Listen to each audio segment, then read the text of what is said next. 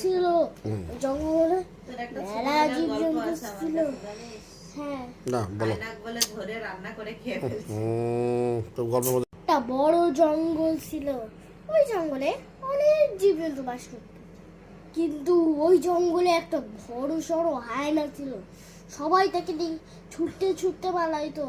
কিন্তু বনের রাজা সিংহকে দেখে সে একদম ভালো সেজে এই সবার সাথে ভালো ভালো ব্যবহার করতো, কিন্তু আসলে সে বাইরে খুবই খারাপ।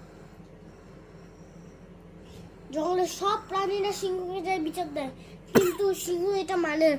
তখন সিংহ একদিন রাস্তা দিয়ে হেঁটে হেঁটে যাচ্ছিল, তখনই সে দেখলো যে হায়নাটা একটা পশুর সাথে খারাপ ব্যবহার করতেছে।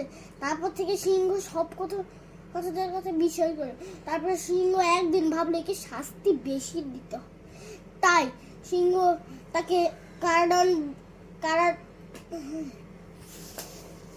জেল আর মৃত্যুদণ্ড দিল।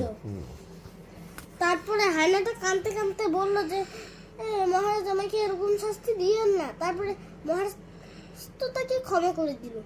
তারপর থেকে সে আরো বেশি খারাপ ব্যবহার করা শুরু করলো।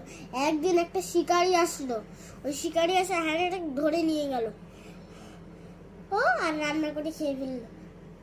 তারপর সবাই বললো যে আপদ বিপদ মুক্তি হয়েছে, এবার একটু শান্তিতে থাকা যাবে। তাহলে আসি।